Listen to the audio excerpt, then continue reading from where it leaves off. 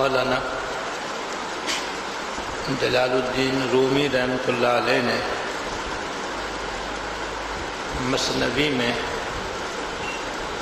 حضرت لقمان علیہ السلام کا ایک سبق آموز واقعہ ذکر فرمایا ہے اور اس سے ہم کو بڑا اہم سبق دیا ہے۔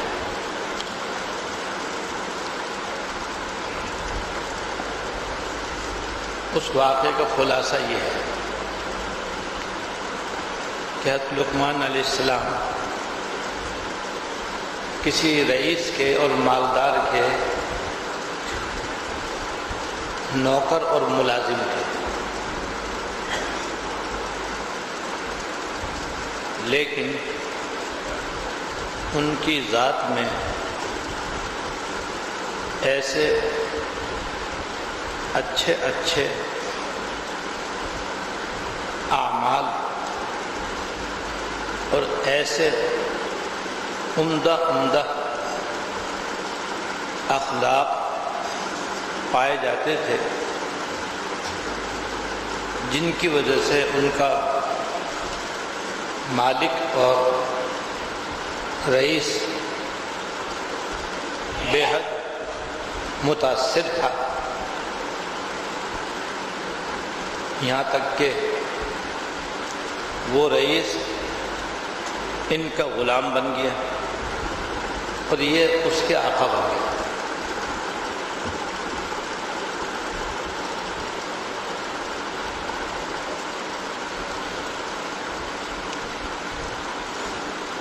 چنانچہ مولانا رومی رحمۃ اللہ علیہ فرماتے ہیں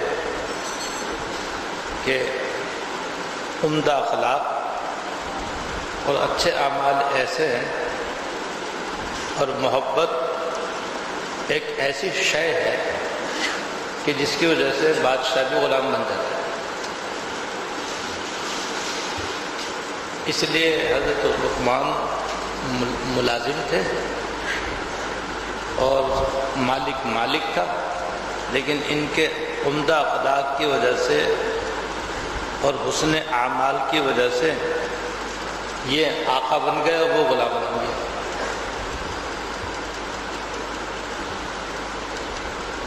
اور جیسے غلام اپنے آقا کے ساتھ برتاؤ کرتا ہے وہ ان کا آقا ان کے ساتھ کرنے لگا، ان کا مالک ان کے ساتھ کرنے لگا۔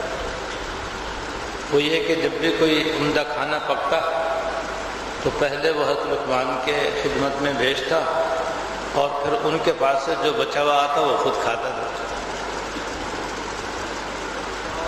اور حضرت لقمان علیہ السلام کو بھی جب یہ اندازہ ہوا کہ اس کو مجھ سے بڑی محبت ہے اور یہ باوجود ہے کہ میں اس کا ملازم ہوں اور یہ میرا مالک ہے اور میرا سیٹ ہے،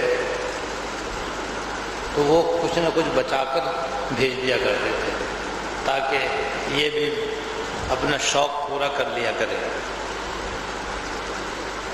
ایک مرتبہ جب گرمیوں کا زمانہ آیا تو اس رئیس کے پاس کہیں سے خربوزے کی فصل کا پہلا خربوزہ اس کے پاس تھا، تو رئیس بڑا خوش ہوا کہ سب سے پہلے حضرت کو کھلاؤں اور جو کچھ حضرت کے پاس سے بچے گا وہ میں کھاؤں گا۔ اس لیے وہ خود ہی خربوزہ لے کر کے حضرت لقمان علیہ السلام کی خدمت میں حاضر ہوئے اور اپنے ہاتھ سے خربوزہ کاٹ کر اور اس کی ایک ایک پھانک بنا کر اور اسے چھیل کر حضرت کو دینے لگا۔ حضرت لقمان علیہ السلام لے کر بڑے مزے لے کر اس کو کھایا اور بڑے خوشی کا اظہار فرما رہے۔ وہی بڑا خوش ہو رہا کہ حضرت کو بڑا مزہ آ رہا ہے اور حضرت بڑے خوش ہو رہے ہیں میری اس خدمت سے۔ جب ایک پھانک رہ گئی اور باقی ساری پھانکیں حضرت لقمان علیہ السلام نے کھا لی تو آخر میں اس نے عرض کیا حضرت اجازت ہو تو ایک پھانک میں بھی چکھ لوں، دیکھوں کتنا میٹھائی۔ ہاں ہاں بالکل. تو اس آقا نے، اس مالک نے جب خربوزے کی آخری پھانک اپنے منہ میں رکھی تو حلق تک آبلے پڑ گئے.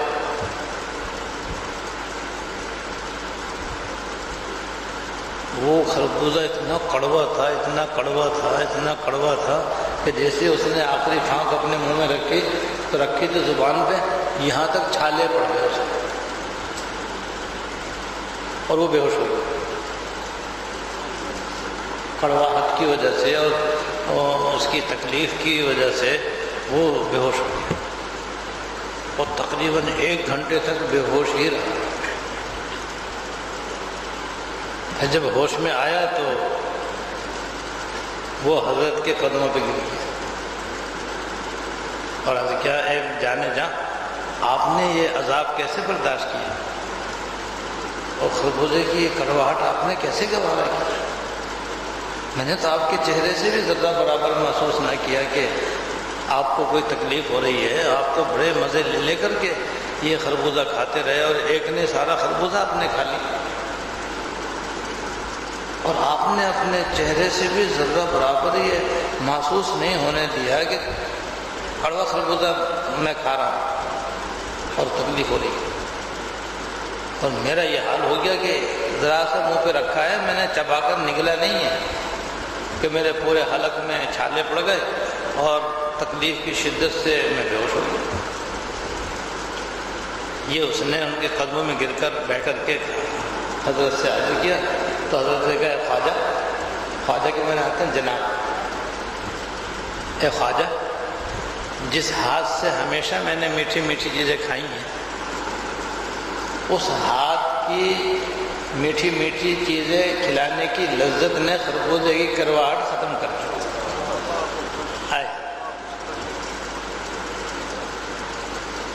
اور میری طبیعت نے گوارا نہیں کیا کہ آج تک جس ہاتھ سے میں نے میٹھی میٹھی چیزیں کھائی ہیں اور ہزاروں نعمتیں کھائی ہیں، کیا میں آج انکار کرتا ہوں اگر ایک خربوزہ کڑوا کھلا رہے ہیں؟ جس سے ہزاروں میٹھی چیزیں کھائی ہیں، اگر ایک کڑوی چیز اس کے ہاتھ سے مل رہی ہے تو کیا میں یہ انکار کر دیتا اس سے؟ یہ تو میرے ضمیر کے خلاف بات ہے. تو آپ کے ہاتھ سے جو میٹھی چیزیں میں نے اس سے پہلے کھائی تھیں، اس نے خربوزے کی کرواہٹ میرے لیے ختم کر دی. یہ حکایت حضرت مولانا جلال الدین رومی رحمۃ اللہ علیہ مثنوی میں لکھی اور پھر اس سے ہمیں سبق دیا ہے. وہ سبق ہمیں لینا ہے، وہ یہ کہ اس دنیا میں اللہ پاک کی ہر بندے پر ہر لمحہ لاکھوں کروڑوں نعمتیں برستی ہوئی ہوتی ہیں. ہر شخص ہر وقت اللہ تعالیٰ کی نعمتوں میں ڈوبا ہوا ہے.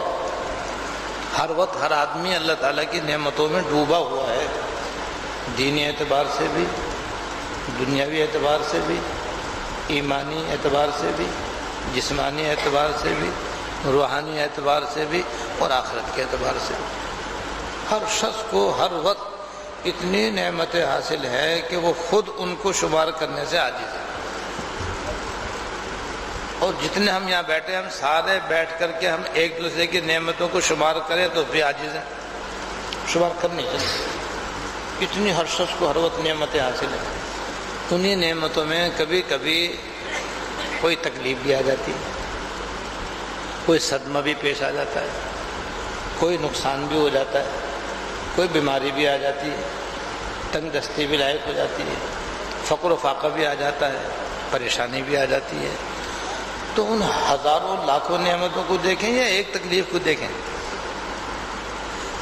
حضرت یہ سبق دینا چاہتے ہیں کہ تم اس وقت اللہ تعالیٰ کی ان ان گنت نعمتوں کو سوچو اور سوچ کر کے وہ جو 1% تمہیں تکلیف ہو رہی ہے اس کو برداشت کریں.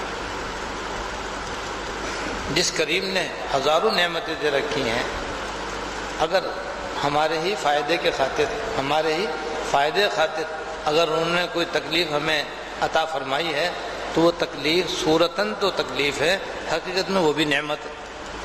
تو اس پر کبھی بھی بندے کو اللہ تعالیٰ کی شکایت نہیں کرنی چاہیے، اور کبھی بھی آدمی کی زبان پر شکوہ اللہ تعالیٰ سے نہیں ہونا چاہیے، بلکہ ہمیشہ بندہ اللہ تعالیٰ کا شکر گزار رہے۔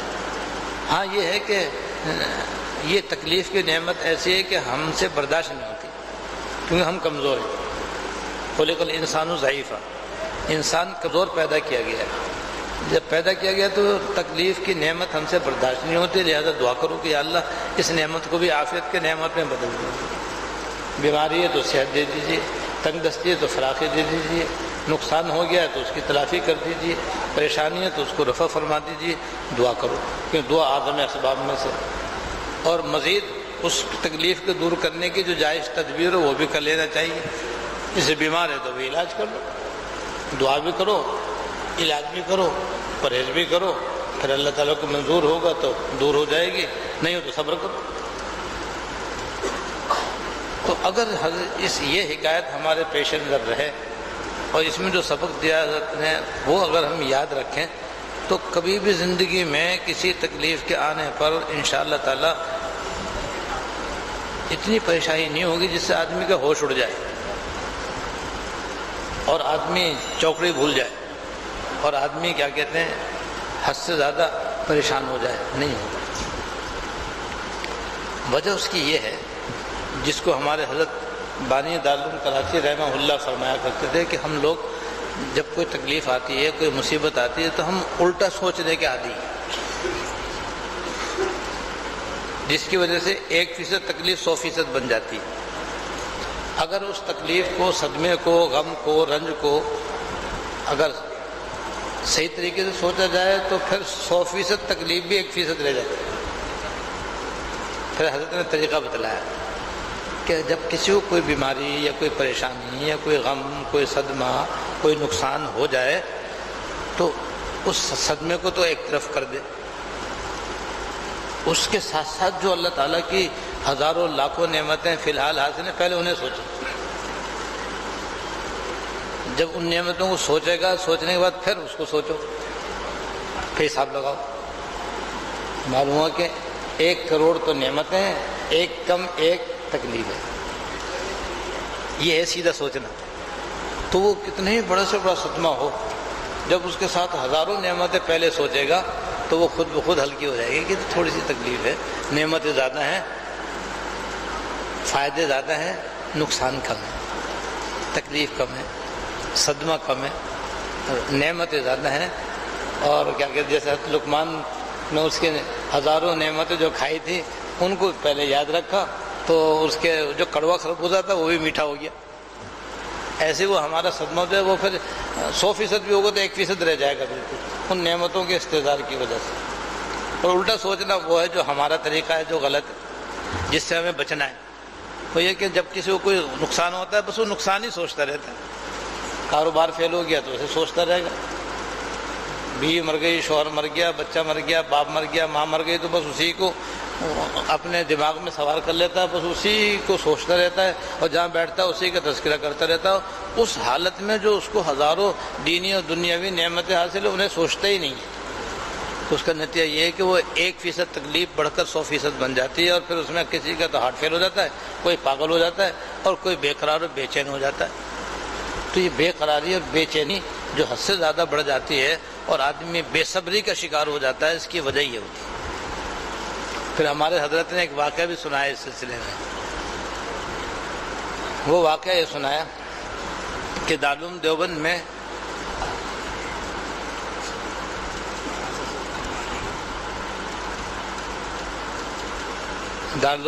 میں پیچھے سے والیوم بڑھائیں نا،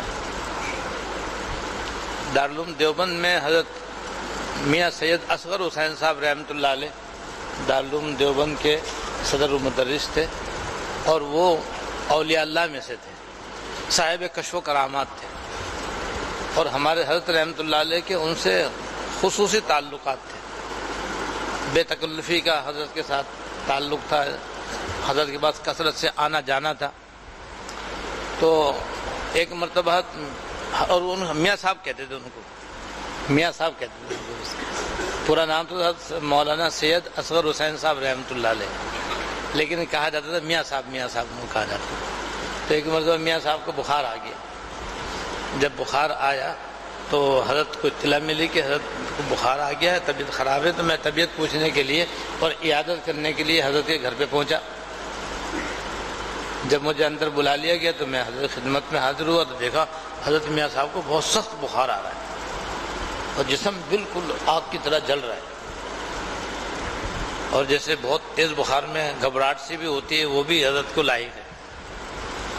تو میں بیٹھا اور سلام عرض کیا. پھر میں نے پوچھا حضرت کیسی طبیعت ہے؟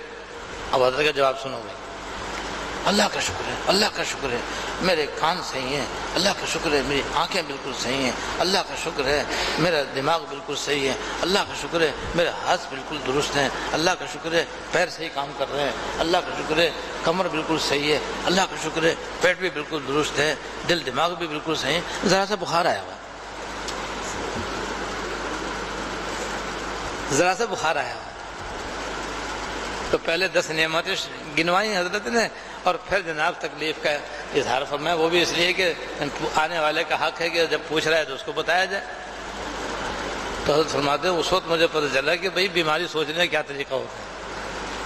اب بیماری تو ایک مثال ہے. ہر غم میں, رنج میں, صدمے میں آدمی کو یہ بات یاد رکھنی چاہیے کہ ہر مصیبت میں اس کے خیر خواہ, اس کے ہمدرد, تسلی دینے والے, اس کے ساتھ تعاون کرنے والے, اس کی مدد کرنے والے کتنے ہوتے ہیں.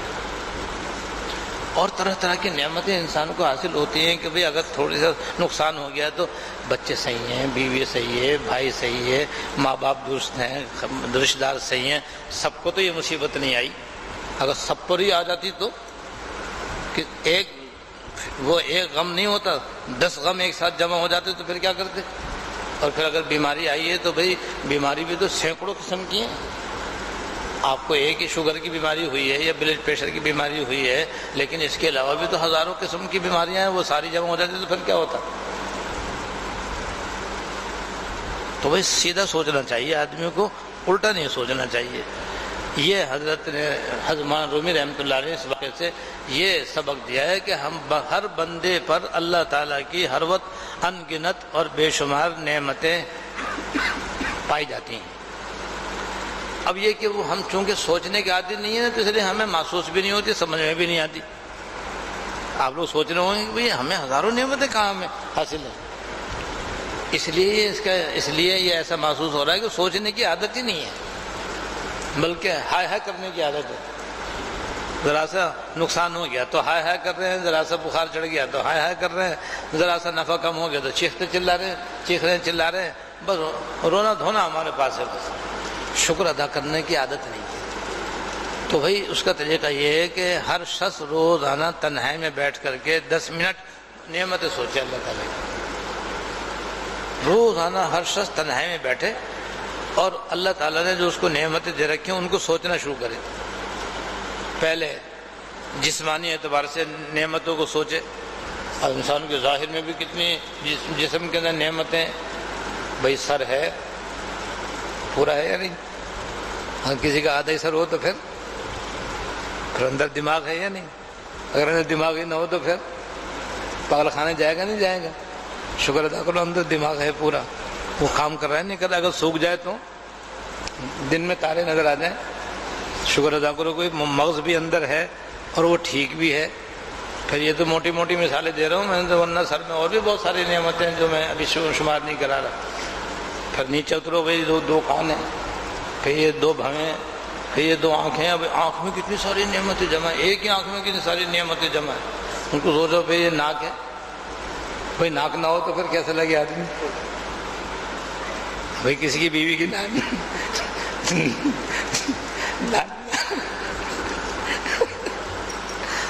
نہ ہو تو کون, اور دور ناک نہ ہو تو کون شادی. تو بھائی ناک کی وجہ سے سارا خوبصورت ہے, جمال ہے. لوگ شادی کرتے ہیں تو ناک دیکھتے ہیں کوئی ناک اونچی ہے نہیں ہے, کہیں پچکی وہی ناک بھی کتنی بڑی سوچو تو صحیح. بھائی اس کے اندر سونگنے کی جو طاقت ہے وہ کتنی بڑی نعمت ہے, وہ کوئی ڈاکٹر نہیں دے سکتا. بھائی اگر خدا نہ خواستہ سونگنے کی صلاحیت ختم ہو جائے تو پوری دنیا جو ہے وہ طلاق ایسی کوئی بٹن بنا کر کے ناک میں نہیں لگا سکتی کہ آدمی کو سونگنا آ جائے. یہاں ہزاروں نعمتیں ہم ناک کو سونگ سونگ کر استعمال کر چکے، وہ کبھی شکر ادا کیا؟ پھر ناک کے نیچے بھائی منہ ہے، منہ میں کتنی ساری نعمتیں، بھائی ہونٹ نہ ہو تو کیسا لگے آدمی؟ بولو کتنا خوفناک، وہ 36 دانت نظر آ رہے ہیں، 32 دانت نظر آ رہے ہیں، موٹے موٹے کالے کالے نہیں، سفید سفید بڑے بڑے نوکیلے، معلوم ہو کہ وہ شیر ہے۔ تو ہونٹوں نے پردہ کر رکھا ہے، اور پھر دانت نہ ہو تو پھر کیا کھا لے گا؟ اخروٹ بادام۔ دانت کتنی بڑی نعمت ہے، پوری چکی ہے بھائی یہ۔ اگر یہ نہ ہو تو جن کے نہیں ہیں ان سے پوچھو، وہ بیچارے کیسے دلیہ کھا کھا کے بیچارے زندگی گزار رہے ہیں، چبانے کی کوئی چیز کھا ہی نہیں سکتے، اور پھر نگلنے کی طاقت ہے ان میں۔ بعض دفعہ بعض آدمی کے منہ میں ایسی بیماری ہو جاتی ہے کہ نگل ہی نہیں سکتا، وہ چبا تو سکتا ہے نگل نہیں سکتا، پانی سے اتارتا ہے۔ یہ ایک بھی بیماری ہے بھائی، میں نے سنی ہے اور بعضوں کو ہوئی ہے۔ تو دیکھو اللہ تعالیٰ نے ہمارے منہ میں کیسا لعاب پیدا کیا ہوا ہے جو ہضم بھی کرتا ہے، آرام سے نیچے اتارتا بھی ہے، اور پھر بھئی آگے حلق سے نیچے تک کتنی بڑی نعمت ہے۔ وہ حلق کا راستہ کہیں سے بند ہو جائے تو پھر جان کے لالے پڑ جائیں، اور اندر ہر وقت جان کا خطرہ کہ بھئی سانس کی نالی بھی الگ ہے، پانی کی الگ ہے، کھانے کی الگ ہے، لیکن کھانا پانی اگر سانس کی نالی میں چلا جائے تو آدمی کا انتقال ہو جائے، ناقابل برداشت تکلیف ہو جائے۔ ہر وقت یہ کھانا کھانے کی نالی میں جا رہا ہے، پانی پانی کی نالی میں جا رہا ہے، سانس کی نالی میں آ رہا ہے۔ بھئی یہ کتنی بڑی نعمت ہے، اگر کسی کی یہ نعمت ختم ہو جائے تو اس کے تو جان کے لالے پڑ جائے۔ یہ ہے جو میں نے نمونہ بتا دیا آپ کو، پھر آگے جاؤ گے تو پھر آگے نیچے اندر ہزاروں نعمتیں، اندر پوری مشینری ہے، اندر بھائی پورا عالم ہے، پوری کائنات اندر ہمارے اللہ پاک نے پیدا کی ہوئی ہے۔ پھر گردے بھی ہیں، پھر دل بھی ہے، اور پھر لبلبا بھی ہے، اور پھر پھیپڑے بھی ہیں، اور معدہ بھی ہے، آنتے بھی ہیں، کیا کیا ہے، اور سب اللہ تعالیٰ نے کیسے اندر چھپا رکھا۔ لکڑ ہضم پتھر ہضم ہو رہا ہے، نہ ہو تو پتہ چل جائے آدمی، گولیاں کھا کھا کے تھک جائے، کھانے ہضم نہ ہو تو یہ شکر ہے بھائی۔ افطاری بھی خوب کھا رہے ہیں، پھر عشاء کے بعد بھی خوب کھا رہے ہیں، پھر سحری بھی خوب کھا رہے ہیں، ساری رات کھانے میں لگے ہیں۔ ارے بھائی کھانے میں بھی مت لوگو، کچھ کرو، اللہ اللہ بھی تو کرو۔ مگر اس کے جسم میں اتنی نعمتیں اندر باہر کے، اس میں آدمی کو گھنٹوں لگیں گے سوچنے میں، لیکن سوچو، سوچنے سے سوچنا آتا ہے، غور کرنے سے غور کرنا آتا ہے۔ اس طریقے سے پھر اس کے بعد اندر کی سوچو، پھر باہر کی سوچو، پھر اپنے گھر کی سوچو، پھر اپنے رشتہ داروں کے اعتبار سے سوچو، پھر محلے اور ماحول کے اعتبار سے اپنے ملک کی سطح سے سوچو، پھر دنیا میں رہنے کے اعتبار سے سوچو، تو چاروں طرف نعمتوں کی بارش ہے۔ یہ تو سب دنیاوی اعتبار سے ہوگی، اب دینی اعتبار سے سوچو۔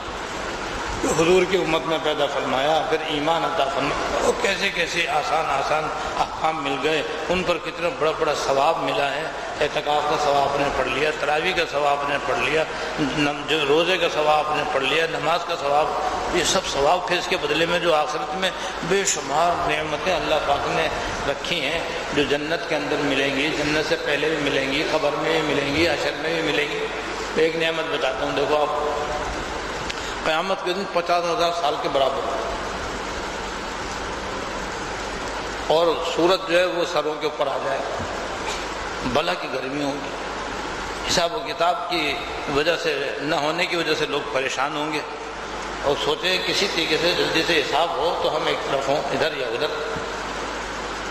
تو قیامت کا جو 50,000 سال کا دن ہے، سوچ کر کے بھی تو سناٹا آ جاتا ہے کہ وہ کیسے 50,000 کا دن گزرے گا، کیسے گزرے گا وہ کیسے کیسے مناظر ہمارے سامنے آئیں گے، حساب کتاب ہوگا، تول ہوگی، اور پل صراط پہ سے گزرنا ہوگا، تب کہیں جا کر کے جنت میں جائیں گے، کیا کیا ہوگا۔ تو صحابہ کرام کو جب یہ سنا تو ان کو تو بڑی فکر لاحق ہوئی، تو حضور سے عرض کیا، حضور یہ اتنا بڑا دن کیسے گزرے گا؟ آپ نے فرمایا کہ جو بندہ اللہ تعالیٰ کا تابعدار ہوگا، فرما بردار ہوگا، اس کے لیے 50,000 سال کا دن اتنا ہوگا جیسے عصر سے لے کر مغرب تک کا وقت، یا ایک فرض نماز ادا کرنے کے برابر جتنا ٹائم لگتا ہے اتنی دیر میں اس کا دن پورا ہو جائے گا۔ سوچو بھائی اتنے ہولناک دن، اور مومن کے حق میں کتنا آسان ترین دن، یہ بھی تو نعمت عظمیٰ ہے۔ اور پھر بندہ مومن کی تو قدم قدم پر مدد ہوگی، اور ملائکہ اس کے چاروں طرف ہوں گے، اور اس کو سارے مراحل سے گزار کر کے اس کو تو جلدی سے اگر اجازت ہوگی عرش کے نیچے بیٹھنے کی تو عرش کے نیچے بٹھا دیں گے، ورنہ جہاں اس کو ہوگا وہاں بیٹھ جائے گا آرام سے، پھر وہ سیدھا جنت میں چلا جائے گا۔ پل صراط پر بھی وہ تو آرام سے گزر جائے گا۔ اللہ تعالیٰ انہیں میں ہم کو بھی شامل فرما دے۔ تو آخرت کی نعمتیں سوچو بھائی، پھر جنت کی نعمتیں کتنی بیان کی ہیں، قرآن سارا قرآن شریف بھرا ہوا ہے جنت کی نعمتوں سے، اور احادیث میں مستقل ابواب ہیں جس میں صرف جنت ہی جنت کا ذکر ہے۔ اور وہ نعمتیں ایسی ہیں کہ بس اتنا ہی کہہ سکتے ہیں کہ وہ جنت کی نعمتیں ایسی ہیں کہ جو آج تک پورے طور پر نہ کسی آنکھ نے دیکھی، نہ کسی کان نے سنی، نہ کسی کے دل پہ گزری، بس وہ ان گنت و بے شمار ہے۔ اور یہ آخرت کی نعمتیں دیکھو، اور ایمان سلامتی کے ساتھ دنیا چلا جائے تو پھر اللہ تعالیٰ کی 100% رحمت جو ہے اس کے بخشش کا ذریعہ بنے گی۔ تو اس طرح سوچتے ہیں بھائی، تو اس طرح روزانہ سوچنے کی عادت ڈالیں، 10 منٹ سوچا کریں، تو بس 10 دن کے بعد پھر آپ سوچیں گے تو 10 منٹ کے بجائے پھر آپ کو 1 گھنٹہ بھی کافی نہیں ہوگا سوچنے کے لیے، مگر پھر بھی آپ بس 10 منٹ ہی سوچتے رہنا۔ تو اس طرح سوچنے سے پھر آپ کے دل میں شکر پیدا ہوگا، اور جتنا شکر پیدا ہوگا اتنا ہی صبر آسان ہو جائے گا۔ اور آخری بات یہ ہے کہ جتنی بھی مومن کو یہ بیماریاں، پریشانیاں، ہموم، غموم، صدمات، تکالیف پیش آتی ہیں، احادیث طیبہ کی روح سے یہ بھی دراصل ظاہراً تو تکلیف ہیں، حقیقت میں بندہ مومن کے حق میں یہ بھی نعمت ہے۔ کیوں؟ 4 حال سے خالی نہیں۔ کسی بھی بندہ مومن کی کوئی پریشانی 4 حال سے خالی نہیں، ایک نہ ایک بات ضرور ہوگی۔ نمبر 1، یا تو اس تکلیف کی وجہ سے بندہ صبر کرے گا، اور صبر کرنے کے نتیجے میں اس کے گناہ معاف ہو جائیں گے، یعنی گناہ صغیرہ، اور گناہ صغیرہ کی معافی بھی تو بہت بڑی نعمت ہے۔